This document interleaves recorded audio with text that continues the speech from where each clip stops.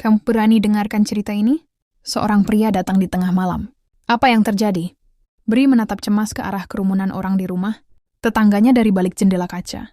Keharusan menyelesaikan naskah untuk buku terbaru, membuatnya akhir-akhir ini hampir tak pernah keluar rumah, kecuali ke kampus. Nick ditemukan di rumahnya dalam keadaan mati mengenaskan Bri, tak seorang pun tahu apa yang sebenarnya terjadi. Rumahnya begitu berantakan, seperti terjadi perkelahian sebelumnya. Ada yang bilang, perampok menyatroni rumah itu. Ruth yang baru saja datang dari rumah Nick, terlihat begitu syok. Gadis itu mendudukkan dirinya, di lantai dengan punggung bersandar, lunglai pada dinding. Air mata tak dapat ia bendung. Meskipun tidak terlalu akrab, mereka adalah teman satu kampus. Ya Tuhan, semoga polisi segera menemukan pelakunya. Pagi ini Bri sengaja berangkat ke kampus lebih awal.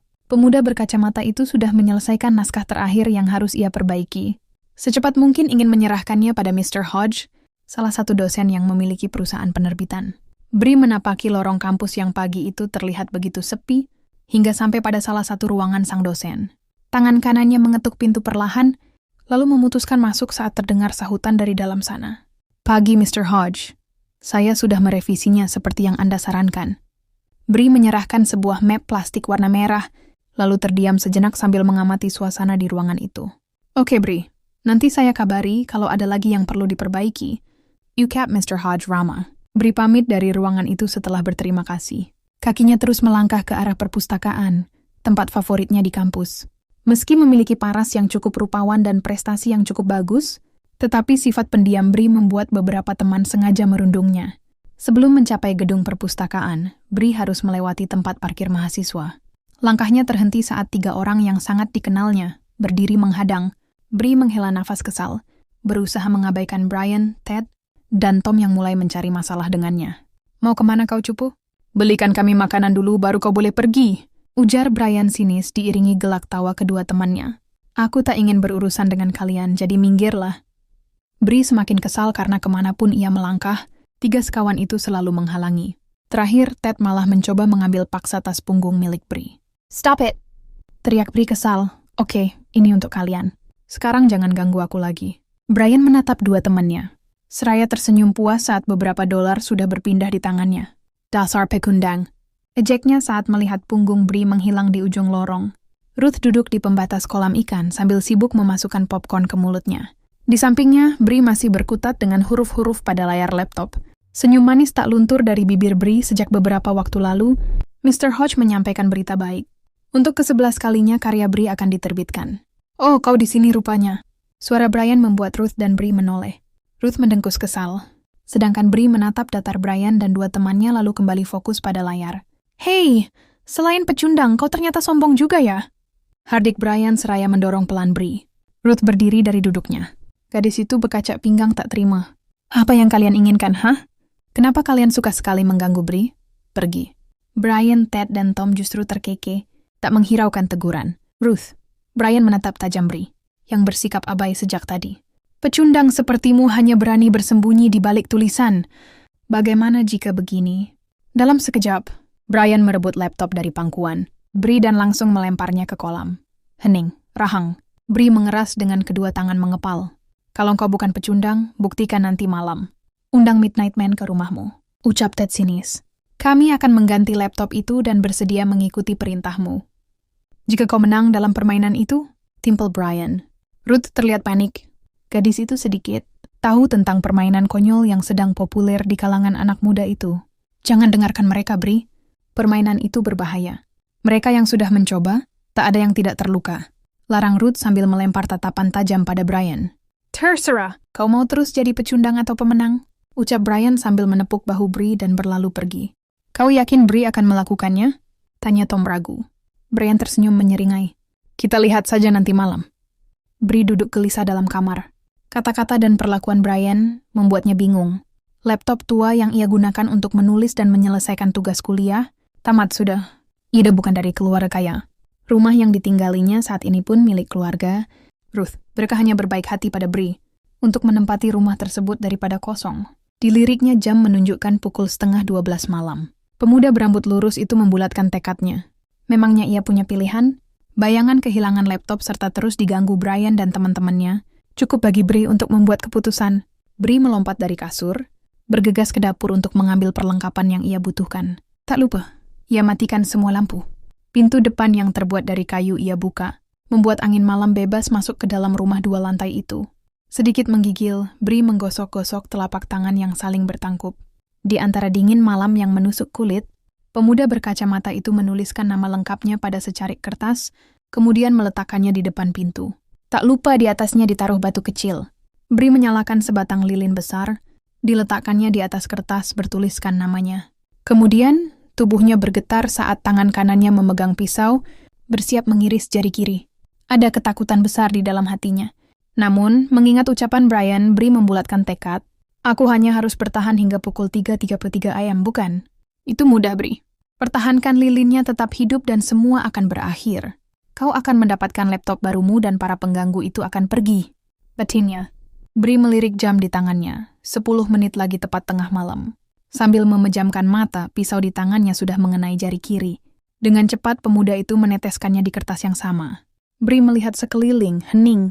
Tak ada sesuatu yang terjadi.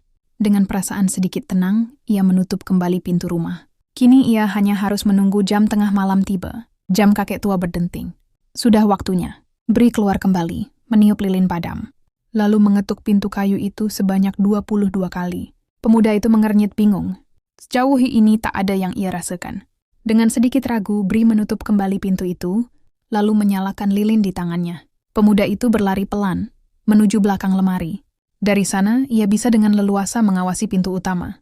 Lagi-lagi hening, 10 detik kemudian, angin berhembus dari arah luar, padahal pintu masih tertutup rapat. Bree merasakan hawa dingin tiba-tiba menyelimuti ruangan itu. Dia datang! Pria tengah malam sudah datang! Di tengah ketakutannya, pemuda berambut pirang itu meyakinkan diri sendiri. Setidaknya, sebelum mulai permainan berbahaya ini, ia sudah banyak mencari informasi di internet. Bree mendengar suara seseorang menyeret langkah mendekat, setelah lama diam di tempatnya bersembunyi. Detak jantungnya mulai memburu. Berkali-kali ia menelan ludah karena tenggorokan terasa kering. Sedikit mengintip, pemuda itu melihat pantulan bayangan seorang pria di dinding. Mengabaikan debaran jantung yang dengan sialnya semakin cepat, Bree mencari celah untuk berlari ke lantai 2. Jika tidak ada larangan untuk mengumpat, Bree pasti sudah mengumpat kasar sepanjang waktu. Tangan yang gemetar membuat pemuda itu sedikit kesulitan untuk mempertahankan lilin agar tetap tegak dan menyala. Bree menekan dada, berusaha meredam degup jantung yang memaksa keluar. Keringat dingin bercampur peluh membuat tubuhnya basah. Untuk sesaat dirinya bisa bernafas sedikit lega. Kamar paling ujung di lantai 2 menjadi pilihan pemuda itu. Bree melihat jam di tangannya. Sial, baru jam 1 lewat. Ia harus bertahan 2 jam lagi agar permainan berakhir. Tanpa tertangkap sama sekali. Pemuda itu tersentak saat tiba-tiba ada suara benda terjatuh di luar kamar. Dengan cepat, Bree berpindah posisi bersandar pada dinding tepat di samping pintu. Suara langkah kaki diseret, terdengar semakin mendekat. Api lilin bergerak-gerak seperti tertiup angin. Bree sedikit menutupi api lilin agar tak padam, sembari menajamkan pendengarannya. Suara kaki itu berhenti setelah terdengar tepat di balik pintu. Bree masih menunggu sesuatu terjadi. Dengan keringat dingin membasahi pelipisnya, pemuda itu dapat mendengar suara detak jantungnya sendiri. Dalam kebimbangan antara diam di sana mengintip keluar, Bree berjingkat kaget saat lilin tiba-tiba mati. Sekuat tenaga, ia lari menjauh dari kamar itu. Pria tengah malam ada di sana. Dengan langkah panjang dan tidak beraturan, Bree menuju ke kamar mandi. Sial baginya, dalam keadaan seperti ini pun perutnya tak bisa kompromi.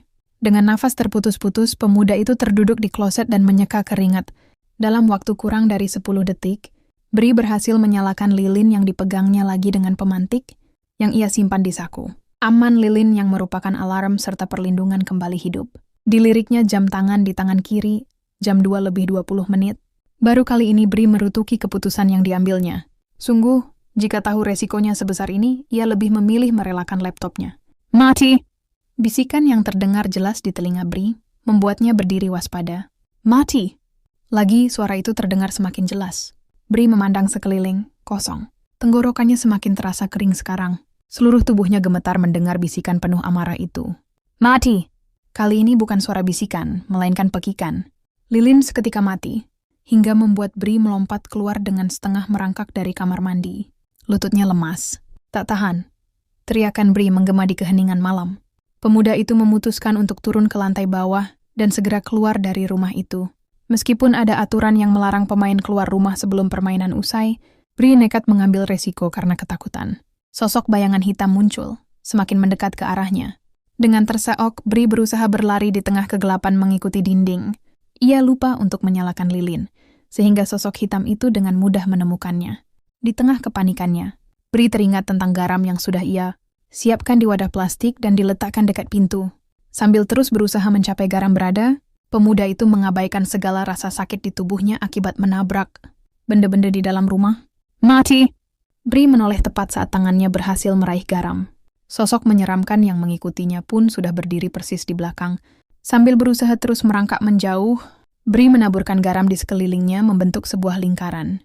Nafas pemuda itu tersengal. Tubuhnya lemas tak mampu lagi beranjak. Bree pasrah akan nasibnya. Benar kata Ruth.